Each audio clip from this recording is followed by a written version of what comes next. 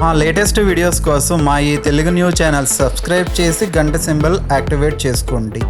ఈ నెల 27 అనగా ఆగస్టు 27, 2025న వినాయక చవితి పండుగ రాబోతుంది. అయితే ఈరోజు మందార చెట్టు కనిపిస్తే ఇలా చేయండి చాలు. 1 గంటలో మీ జీవితం మారిపోతుంది. మీకు ఉన్న కష్టాలన్నీ కూడా పోతాయి. మీరు అపర కుబేరులుగా మారిపోతారు. కోట్లకు అధిపతులుగా మారిపోతారు. వినాయక చవితి రోజు మందార చెట్టు కనబడితే ఇలా చేయటం వలన అద్భుతమైన ఫలితాలు వస్తాయని పండితులు చెప్తూ ఉన్నారు. కాబట్టి వినాయక చవితి రోజు మందార చెట్టు కనిపిస్తే తప్పనిసరిగా ఈ పరిహారం చేసుకోండి. చాలా మంచి రిజల్ట్ అయితే మాత్రం వస్తుంది. మీకు ఉన్న ఎలాంటి ధన సమస్యలైనా సరే తీరిపోతాయి. చాలామంది అప్పుల బాధలతో ఎప్పుడూ సతమతమైపోతూ ఉంటారు. ఇలా మీకు అప్పులు ఉన్నా సరే వినాయక చవితి రోజు ఈ మందార చెట్టు పరిహారం చేసుకుంటే త్వరలోనే అప్పులన్నీ కూడా తీరిపోతాయని శాస్త్రాలు చెప్తూ ఉన్నాయి. అంతేకాదు వినాయకుడి అనుగ్రహంతో సకల ఐశ్వర్యాలు సిద్ధిస్తాయి. మరి ఇంతకీ వినాయక చవితి రోజు మందార చెట్టు కనిపిస్తే ఏం చేయాలి అనే విషయాన్ని ఇప్పుడు మనం ఈ వీడియోలో వివరంగా తెలుసుకుందాం. అంతకన్నా ముందు ఒక పవిత్ర కథను విందాం. ఈ కథను పూర్తిగా వినాలి. మధ్యలో ఆపేస్తే ఎటువంటి ఫలితం రాదు కనుక శ్రద్ధగా ఈ కథను పూర్తిగా వినండి. ఫ్రెండ్స్, కథ వినే ముందు కామెంట్ బాక్స్లో ఓం మహా గణపతియే నమః అని కామెంట్ చేయండి. అలాగే ఈ వీడియోకి ఒక లైక్ కొట్టి మాకు సపోర్ట్ చేయండి. అనగనగా ఒక పెద్ద గ్రామం. ఆ గ్రామంలోని ఒక పెంకుటింటి పెరట్లో పెద్ద మర్రి చెట్టు తొర్రలో చిట్టి అనే ఓ చిన్న ఎలుక తన కుటుంబంతో నివసించేది. చిట్టి చాలా తెలివైనది, కానీ కాస్త పిరికిది. దాని ప్రపంచమంతా ఆ మర్రి చెట్టు, పెరట్లోని పూల మొక్కలు, ధాన్యం నిల్వ చేసే గొట్టం వరకే పరిమితం. ఆ ఇంట్లో ఉండే మనుషులంటే దానికి భయం, గౌరవం రెండూ ఉండేవి. వాళ్ళు దానికి హాని చేయరని తెలుసు, కానీ ఎలుక సహజ లక్షణమైన భయంతో ఎప్పుడూ దూరంగానే ఉండేది. అయితే చిట్టికి వినాయక చవితి పండుగంటే మాత్రం చెప్పలేనంత ఇష్టం. ఆ రోజు రాబోతుందంటే చాలు దాని బుల్లి గుండె ఆనందంతో ఉరకలేసేది. ఇంట్లోని యజమాని తన భార్య, పిల్లలు కలిసి ఎంతో భక్తి శ్రద్ధలతో వినాయకుడి పండుగను జరుపుకోవటం చూసి చిట్టి ఎంతో మురిసిపోయేది. ఆ పండుగకు కొన్ని రోజుల ముందు నుంచే ఇంట్లో హడావడి మొదలయ్యేది. మట్టి వినాయకుడిని తీసుకురావటము, పూజా సామాగ్రిని సిద్ధం చేసుకోవటం, ఇల్లంతా మామిడి తోరణాలతో అలంకరించుకోవటము, పిండి వంటల సువాసనలు ఇవన్నీ చిట్టికి కన్నుల పండుగ చేసేవి. ముఖ్యంగా గణపతికి అత్యంత ప్రీతిపాత్రమైన ఉండ్రాళ్ళు, కుడుములు చేస్తూ ఉంటే వచ్చే సువాసనకు దాని నోట్లో నీళ్లు ఊరేవి. అన్నిటికంటే చిట్టిని ఎక్కువగా ఆకర్షించిన విషయం ఏమిటి అంటే వినాయకుడి వాహనం కూడా తన జాతికి చెందిన ఒక మూషికమే అవటం.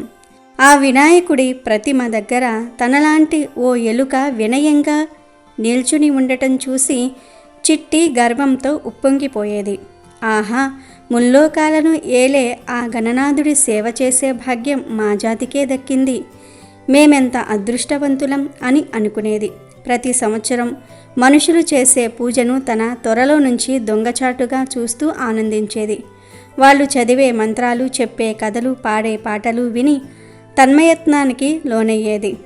పూజ పూర్తయ్యాక నైవేద్యంగా పెట్టిన ప్రసాదంలో నుంచి ఏదైనా చిన్న పలుకు కింద పడితే చాలు దాన్ని మహాప్రసాదంగా భావించి తీసుకెళ్లి తన వాళ్లతో పంచుకునేది.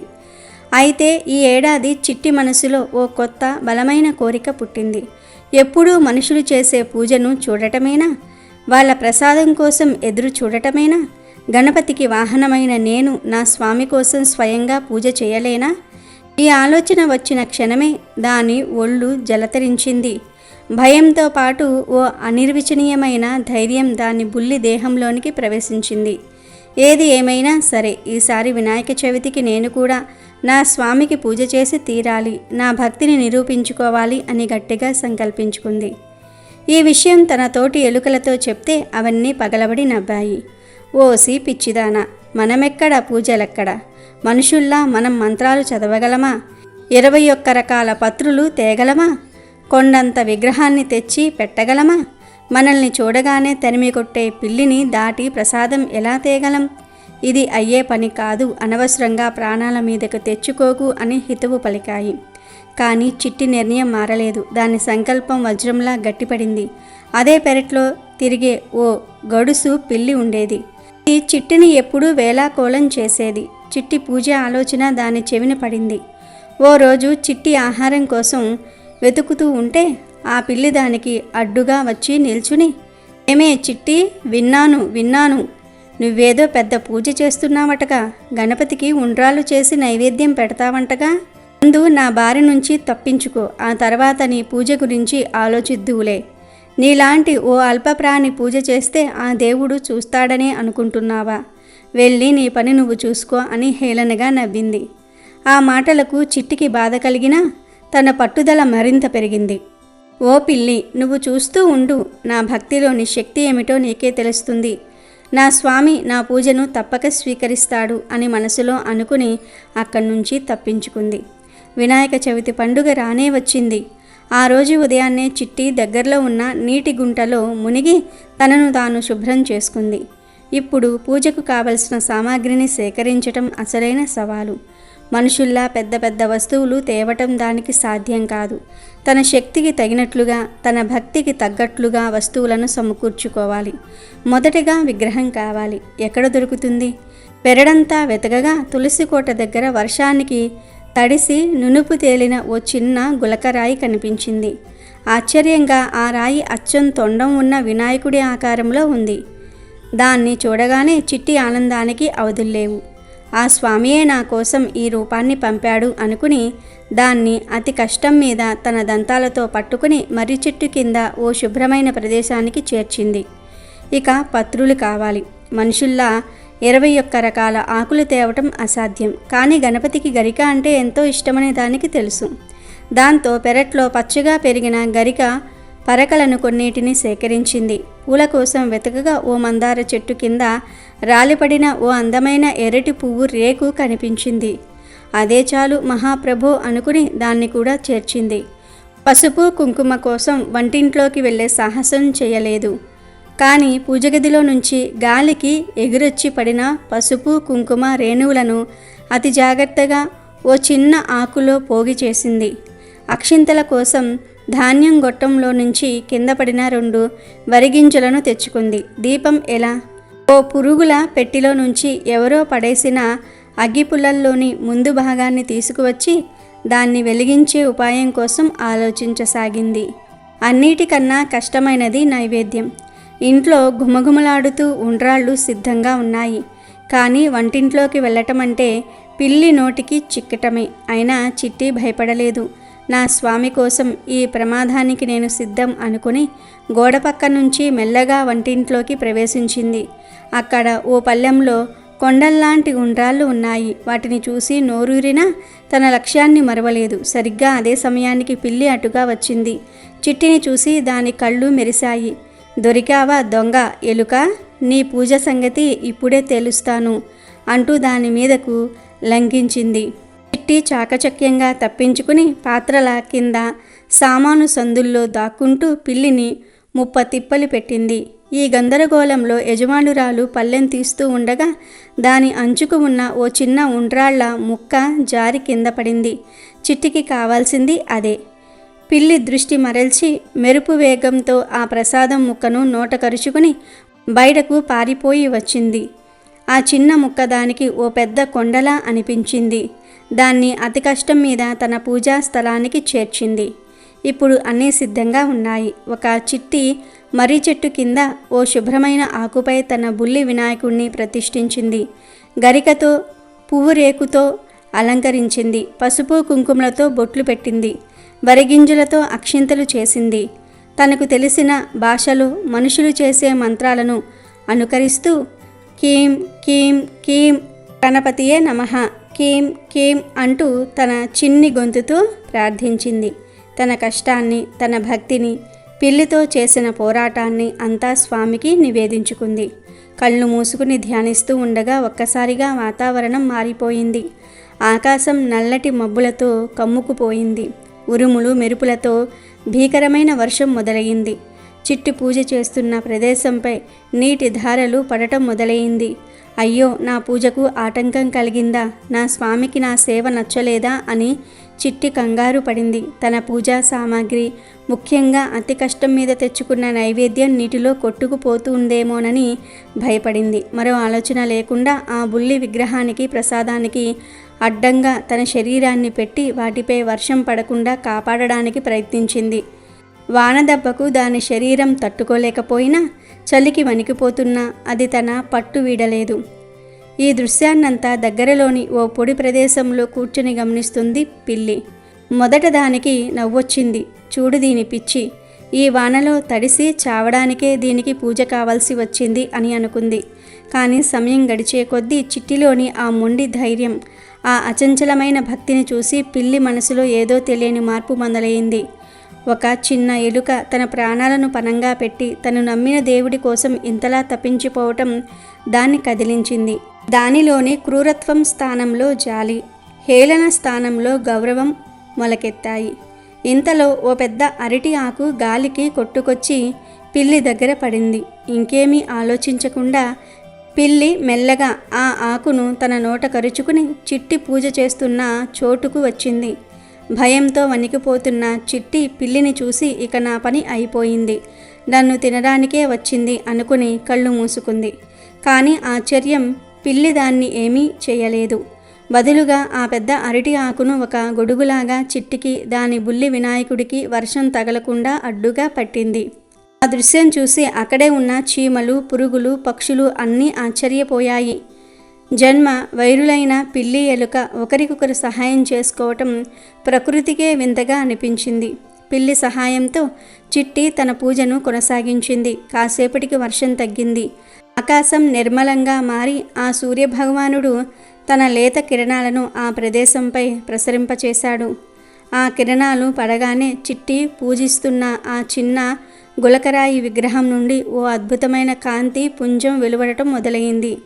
ఆ కాంతి క్రమక్రమంగా తీవ్రమై వేల సూర్యుల్లా ప్రకాశిస్తూ ఆ ప్రదేశమంతా నింపేసింది. వాతావరణం అద్భుతమైన కర్పూర సువాసనతో, తెలియని ఓ దివ్య పరిమళంతో నిండిపోయింది. ఆ ప్రకాశానికి చిట్టి మరియు పిల్లి కళ్ళు మూసుకున్నాయి. ఆ కాంతిపుంజం మధ్యలో నుండి ఒక దివ్యమైన ఆకారం మెల్లగా రూపుదిద్దుకుంది. ఏనుగు తల, విశాలమైన చెవులు, దయతో నిండిన కళ్ళు, బాణపొట్ట, 4 చేతులలో పాశము, అంకుశం, ఒక చేతిలో మధురమైన లడ్డు, మరో చెయ్యి అభయహస్తంతో దీవిస్తున్నట్లుగా సాక్షాత్తు ఆ లంబోదరుడే మహాగణపతి అయి అక్కడ ప్రత్యక్షమయ్యాడు. ఆయన దేహకాంతికి ఆ పెరడంతా స్వర్గలోకంలా మారిపోయింది. ఆయన చిరునవ్వుకు అక్కడి పూలన్నీ ఒక్కసారిగా వికసించాయి.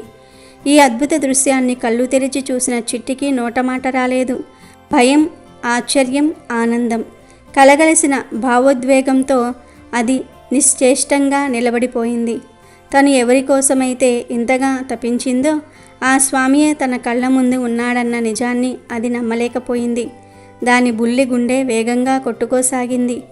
ఇక పిల్లి పరిస్థితి కూడా భిన్నంగా ఏమీ లేదు. దానిలోని క్రూరత్వం, గర్వం ఒక్క క్షణంలో కరిగిపోయాయి. ఆ దివ్య స్వరూపం ముందు తన అహంకారం ఎంత తుచ్చమైనదో దానికి అర్థమైంది. అది భక్తితో తలవంచి సాష్టాంగ నమస్కారం చేసింది. అప్పుడు వినాయకుడి గంభీరమైన కానీ ప్రేమతో నిండిన స్వరం మేఘ గర్జనల మృదువుగా వినిపించింది. చిట్టి, కళ్ళు తెరువు చిన్నదానా, నీ నిష్కల్మషమైన భక్తికి, అచంచలమైన విశ్వాసానికి నేను ప్రసన్నుడినయ్యాను. ఆ మాటలు వినగానే చిట్టికి ప్రాణం లేచి వచ్చినట్లయింది. అది వణుకుతున్న స్వరంతో, స్వామి గణనాథ, నన్ను క్షమించు. నేనొక అల్ప ప్రాణిని, నీకు మనుషుల్లా గొప్పగా పూజ చేయలేకపోయాను. నా శక్తి మేరకు, నా భక్తితో నిన్ను కొలిచాను. ఆ పూజలో ఏమైనా లోపాటులు ఉంటే మన్నించు తండ్రి అని వేడుకుంది. అప్పుడు గణపతి కరుణతో నవ్వి, ఓ మూషికమ, పూజకు పరిమాణం కాదు, స్వచ్ఛమైన హృదయం ముఖ్యం. బంగారు పళ్ళెంలో పెట్టిన పంచభక్ష పరమాన్నాల కన్నా నీవు ప్రాణాలకు తెగించి ప్రేమతో తెచ్చిన ఈ చిన్న ఉండ్రాళ్ళ ముక్కే నాకు అత్యంత ప్రీతిపాత్రమైనది. ఎందుకంటే ఇందులో నీ త్యాగం, నీ భక్తి, నీ నిర్మలమైన ప్రేమ ఉన్నాయి అని పలికి తన తొండంతో ఆ చిన్న ప్రసాదం ముక్కను సున్నితంగా అందుకుని స్వీకరించాడు. ఆ క్షణమే ఆ ప్రదేశమంతా అమృతమయమైన సుగంధం వ్యాపించింది. ఆ తర్వాత ఆయన పిల్లి వైపు కూడా చూసి, ఓ పిల్లి, నీలోని క్రూరత్వాన్ని పక్కన పెట్టి ఆర్తితో ఉన్నవారికి సహాయం చేశావు. భక్తి యొక్క శక్తి శత్రువులను కూడా మిత్రులుగా మారుస్తుందని నిరూపించావు. నీలోని ఈ మార్పునకు నేను సంతసించాను. ఈ రోజు నుండి నీలోని హింస ప్రవృత్తి తొలగిపోయి కరుణ, స్నేహభావం వెల్లువిరుస్తాయి అని దీవించాడు.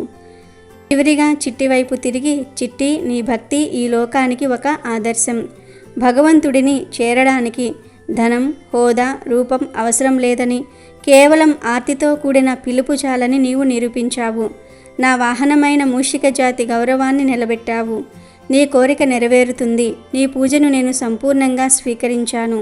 నీవు, నీ మిత్రురాలు పిల్లి కలకాలం స్నేహంగా, సంతోషంగా వర్ధిల్లుతారు అని ఆశీర్వదించి మెల్లగా ఆ దివ్య కాంతిలో అంతర్ధానమయ్యాడు. వినాయకుడు వెళ్ళిపోయిన తర్వాత కూడా ఆ ప్రదేశమంతా చాలాసేపటి వరకు దివ్య పరిమళంతో నిండి ఉంది. చిట్టి పూజించిన ఆ గులకరాయి ఇప్పుడు ఒక ప్రత్యేకమైన తేజస్సుతో మెరిసిపోతోంది. చిట్టి, పిల్లి ఒకరినొకరు చూసుకున్నాయి. వారి కళ్ళల్లో ఇప్పుడు శత్రుత్వం లేదు. దైవంతో బలపడిన స్వచ్ఛమైన స్నేహం మాత్రమే ఉంది. ఆ రోజు నుండి ఆ పెరట్లో ఒక కొత్త అధ్యయనం మొదలైంది. చిట్టి, పిల్లి ప్రాణ స్నేహితులయ్యాయి. ఒక చిన్న ఎలుక చేసిన వినాయక చవితి పూజకు, దాని స్వచ్ఛమైన భక్తికి సాక్షాత్తు ఆ గణనాథుడే దిగివచ్చాడన్న కథ ఆ గ్రామంలోని జీవరాశులన్నిటికీ ఆదర్శంగా నిలిచిపోయింది. వినాయక చవితి పండుగ ప్రతి సంవత్సరం భాద్రపద మాసం శుక్ల పక్షాన 4వ రోజు చవితి నాడు వస్తుంది. 10 రోజులు కొనసాగుతూ చతుర్దశి తిథి నాడు ముగుస్తుంది. భాద్రపద మాసంలో శుక్లపక్షం 4వ రోజు అనగా చవితి రోజు వినాయక చవితి పండుగను జరుపుకుంటూ ఉంటారు. ఈ రోజు వినాయకుడి జన్మదినం. పార్వతీ పరమేశ్వరుల కుమారుడు గణేశుడి పుట్టినరోజు ఇది. ఈ రోజున వినాయకుడి విగ్రహ స్థాపన చేసి 9 రోజుల పాటు నవరాత్రి పూజలు చేసి ఆపై ఆ విగ్రహాలను నిమజ్జనం చేస్తారు. వినాయక చవితి రోజు గణనాథుణ్ణి సరికొత్త ప్రతిమను ఇంటికి తీసుకువచ్చి విగ్రహ స్థాపన చేసి పత్రి, పూలు, పండ్లు, నైవేద్యాలు పెట్టి పూజిస్తారు. అలా 9 రాత్రుల పాటు ఇంట్లో ఉంచి 10వ రోజు ఉదయాన విగ్రహాన్ని నిమజ్జనం చేస్తారు. నిమజ్జనం వరకు ప్రతిరోజు వినాయకుడికి 3 సార్లు పూజ చేసి నైవేద్యం అర్పిస్తారు.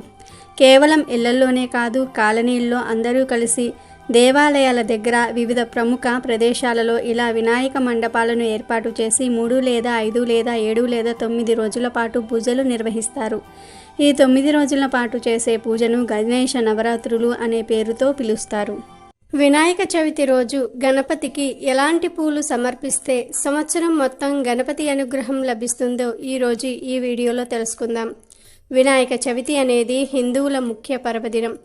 భాద్రపద శుక్ల చతుర్దశి రోజు ఈ పండుగ జరుపుకుంటూ ఉంటారు. వినాయక చవితి రోజు పూజ చేసే సమయంలో ప్రతి ఒక్కరూ కూడా పూజా మందిరంలో పూజ పీట మీద ఒక ఆకు పచ్చ రంగు వస్త్రాన్ని ఏర్పాటు చేసుకోండి. సహజంగా పూజాపీఠం మీద ఎరుపు రంగు వస్త్రం కానీ తెలుపు రంగు వస్త్రం కానీ ఏర్పాటు చేస్తారు. అయితే వినాయక చవితి రోజు పూజాపీఠం మీద ఆకుపచ్చ రంగు వస్త్రం ఏర్పాటు చేస్తే గణపతి అనుగ్రహం సులభంగా కలుగుతుంది. అలాగే గణపతిని పూజించాలని భావించేవారు వినాయక చవితి రోజు శ్వేతార్ఘ గణపతిని పూజా మందిరంలో ఉంచుకోండి. అంటే తెల్ల జిల్లేడు వేరు మీద చెక్కిన గణపతిని పూజా మందిరంలో పూజాపీఠ మీద ఉంచుకోవాలి. అలా వీలు కాకపోతే మట్టి గణపతికి ఒకదానికే పూజ చేసుకోవచ్చు. శ్వేతార్ఘ గణపతి కూడా ఉంటే మాత్రం మంచిది. ఇక ఎంతో పవిత్రమైన వినాయక చవితి రోజు మీకు ఏ సమయంలో మందార చెట్టు కనిపించినా ఆ చెట్టు దగ్గర ఒక పరిహారం చేస్తే చాలు, 1 గంటలో మీ జీవితం మారిపోతుందని శాస్త్రాలు చెప్తూ ఉన్నాయి. అసలు ఏం చేయాలి అంటే, ఈ వినాయక చవితి రోజు మీకు ఏ సమయంలో మందార చెట్టు కనిపించినా ఆ చెట్టు మొదట్లో చిటికెడు పసుపును చల్లండి. ఒకవేళ మీకు మందార చెట్టు కనిపించకపోతే మీరే మందార చెట్టు దగ్గరకు వెళ్ళి అయినా సరే ఈ పరిహారం చేసుకోవచ్చు. వెళ్ళేటప్పుడు చిటికెడు పసుపును, 1 పావు కేజీ బెల్లం కుందిను మరియు 1 స్కెచ్ పెన్నును తీసుకొని వెళ్ళండి.